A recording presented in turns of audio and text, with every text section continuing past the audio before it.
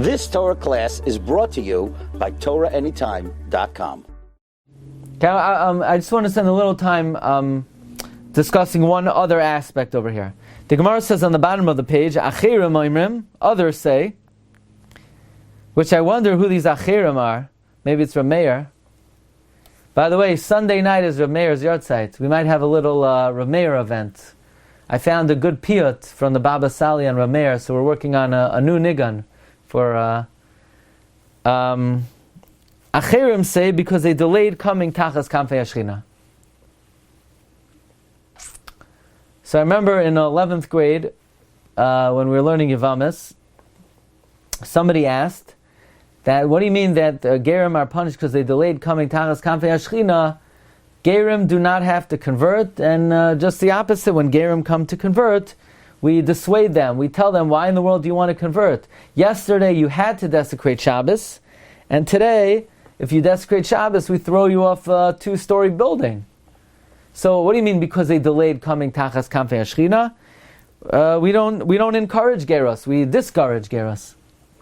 So if I remember correctly, the Sefer Ahavas Eisan, which is a perush on the Ein Yaakov, says that anyone who converts, that means we know that their neshama was on Har Sinai. And anyone who goes off the derech, there's like an idea they weren't there that day. So, says the Avas Eisan, since they were on Har Sinai and that was their destiny, they should have met their destiny sooner. I would like to suggest maybe a novel approach. Why Geirim are punished for not becoming a Ger sooner, based on a Rogotchover. And being medayik in the Gemara says, "B'nei ma Geirim bizman hazeh." Nowadays, presumably that means in the times of this Brisa, in the times of Reb Chananya, the son of Reb Gamliel, and it's based on understanding the story of Rus, where we just had on Mem Zayin Amud Beis that the whole episode of Geiros is learnt out from the conversation of Nami and Rus. And Nami says to Rus, you sure you want to be a ger, but you can't go out of the Tchum Shabbos? No, Bashar Telech Elech, wherever you go, I go. But, there's an Isra of Yichud, Bashar Talini Alin, wherever you sleep, I'll sleep. But, there are a lot of different Misois Bezdin, Bashar Tamusi Amis, you might not be buried with us, Bashar Tikaver Akaver, fine. Question. We learn out Geiros from the conversation of Nami and Rus. Didn't the Gemara say, Amem Ches Amud Aleph, on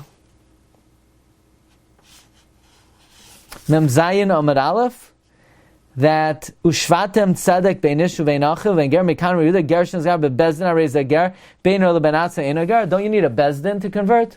All of a sudden, Nami is a Bezdin? She's not a Bezdin. She's not a man, and she's not 3 people. So how do you learn out Dinei Geiros from the conversation of Nami and Rus? You need a Bezdin. So then, the question is, and there's a major discussion in the Rishonim, when Avimelech's 2 sons, Machlon and Kilyon, married Rus and Arpa, were Rus and Arpa Jewish or were they not Jewish? Some Rishonim learn that the reason why Machlon and Kilyon died is because they married Goyim. The Targum says the reason why they died is because they married Goyim. So that implies that they were Goyim. And then when did Rus and Arpa convert? That means Nami converted them. Yeah, but Nami's not a Bezdin. Elamai, they married, but the Rambam disagrees. The Rambam seems to say that the reason why Machlon and Kilyon died is because they left the land of Israel. So if they left the land of Israel, but not because they married Geirim, so, not because they married Goyim, which implies they were always Jewish. And by the way, the Zohar says the same thing. The Zohar says Chas v'Shalom, Machlon and Kilyon married Goyim, but they converted them. Otherwise, why would they be din of Yibum? Right. L'chayra, if they married Goyim, another point, what kind of Yibum would there be? That also indicates, like Rav Nassan is saying, that they married Jews.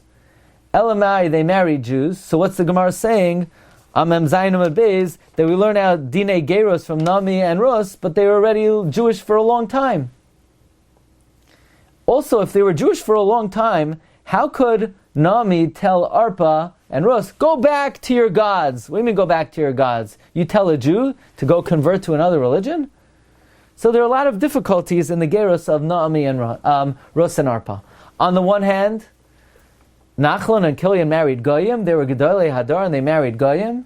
Elamai, they married Jews. So if they married Jews, how could Naomi send them back? If they married Jews, why is Naomi converting Jewish people? Elamai, they were Goyim, so then there's no mitzvah of Yibum. So the Rogotchover says a pshat, and we have a shiur on it, based on a Rambam. The Rambam says that when someone converts in a time where the Jewish people are successful, powerful, or someone converts who their conversion is suspect, because maybe they're converting for marriage, or for power, or for prestige, then the gerus is, so to speak, hinged.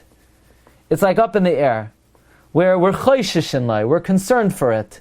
We allow them to remain Jews, but we have to see what's going to be in their end. If they prove their loyalty, then retroactively their gerus is good. If they prove to be disloyal, then their gerus is no good. Because another problem is, if Rus and Arpa are Jewish, then Arpa was a Jew. Then Arpa's son Golias was Jewish. Golias was Jewish? I mean, it doesn't say anywhere he wasn't Jewish, but that would be funny to say that Goliath, the friendly green giant, was Jewish. I mean, wow, that's a funny thing to say. So, according to this Rogotchover, it comes out very beautiful. Machlon and Kilion met two women, and they converted them in a bezdin kahalacha. The only thing is, the gerus is suspect, and we have to see what's going to be in their end. So, when it comes down to it, Naomi tells the girls, you know what? Why do you need this for? Go back to your gods. Why would she say that? But they're Jews. Yeah, they're Jews. But if they go back to their gods, then retroactively, they were never Jews to begin with. So Arpa displays her disloyalty. She shows she only converted for marriage. Turns out she was never Jewish. She goes and she marries some Moabite. And Goliath is a guy. Goliath, the green guy. However, Rus shows her loyalty. She shows retroactively she was always Jewish. And therefore it was a good marriage to Machlon and Kilion. And therefore there is a mitzvah of Yibum. And the gerus is not happening by Naomi having a conversation with Rus. The gerus happened halachically a long time before. Just to determine whether she's loyal or not. Naomi went through the retinue of questions and persuasions we usually persuade a guy to turn around. So we learn out Dine Gerus of Naomi not because she was a bezin, but that was the stage in determining whether the gerus was good or not. Now, so maybe we could suggest, based on the Rogotchover, the following idea. Someone who converted in a bezdin, and their conversion is suspect, they have an obligation to, as soon as possible, show the sincerity of their gerus. You're right, a guy off the street, he could be a guy his whole life, and at the end of his life, he wants to become a ger. Good! And we have no tainas on him. Oh, why didn't you become a ger sooner? Be happy I became a ger now. I have no obligation to become a now. Maybe when the Gemara says, why are Geirim bizman hazeh? Meaning in a time where, so to speak, you saw the glory of the Jewish people saw Tanoim, people saw the greatness of such people. So they became Geirim, but they delayed in showing the sincerity of their Geirus. Maybe that's what the Gemara means. Because the proof the Gemara means is from Rus.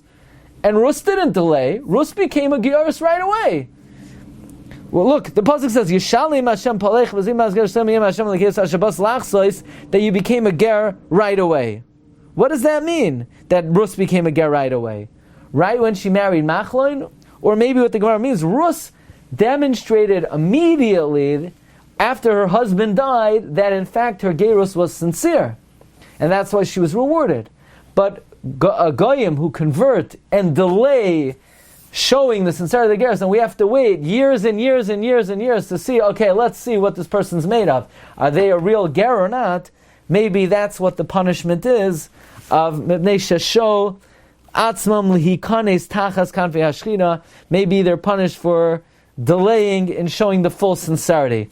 If you have one more moment, if you could turn in the back of the Gemaras to the Hagois Yavitz of Rabbi Yaakov Emden, if I'm not mistaken, I don't think he says this pshat, but maybe I think he says something along the same lines.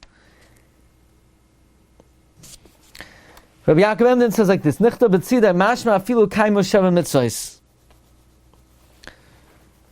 It's mashma, even if a guy kept the sheva mitzvos because they delayed coming tachas kanfei Shechina, they're punished. V'tema, heichan matzinish b'nei Noach mitzvah lekabel taryag mitzvos. Where do we find that b'nei Noach are commanded to accept the taryag mitzvos?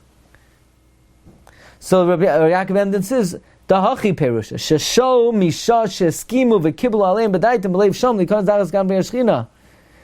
They delayed from the time that they say and are makabel in their mind to come under the Kanfei Shechina, which is a Kabbalah b'peh, like we say regarding tzedakah. If somebody says, I'm going to give tzedakah, they're chayiv to give tzedakah. And if they then delay, they're considered delaying a mitzvah. So to a guy,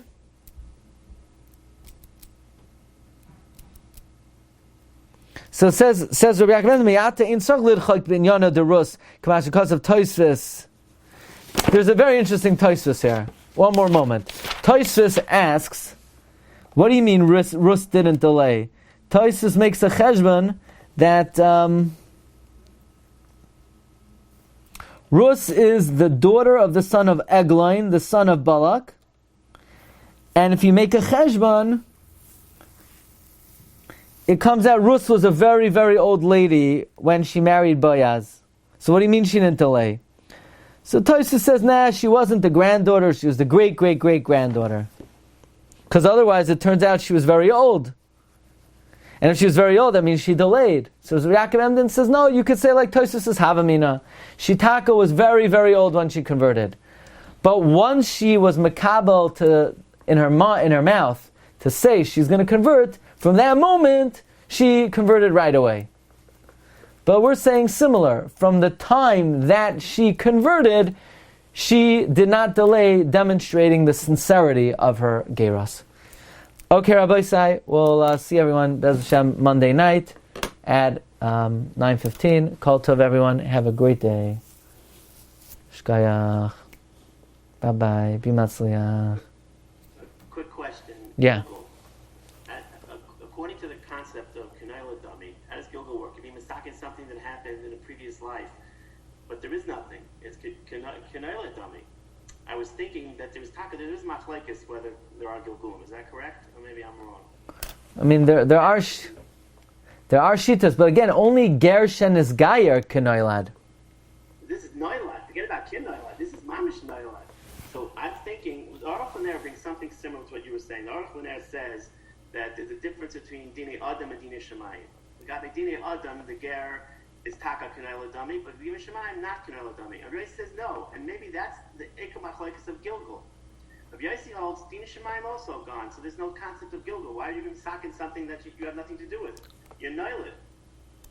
That's shot. I don't know. In other words, the Archaner says that Rabbi Yossi, that Rabbi Chanina B'nai Shom Gamliel, he agrees Gershon is Gayer, but that's only Bidei Adam, not Bidei Nei Shemayim. Right. But that's also difficult, because then it would come out that if a guy marries a relative, right, even though he's allowed to, he's going to be punished Bidei Nei Shemayim? No, that's Dinei Adam. No, but Hashem's going to punish him for doing it? No. What do you mean? But Bidei Shamayim, there's no Gershon as Gayer. I think only things that he did Dinei Shemayim, maybe like I don't know. It's a good question. I don't know. I'm not sure.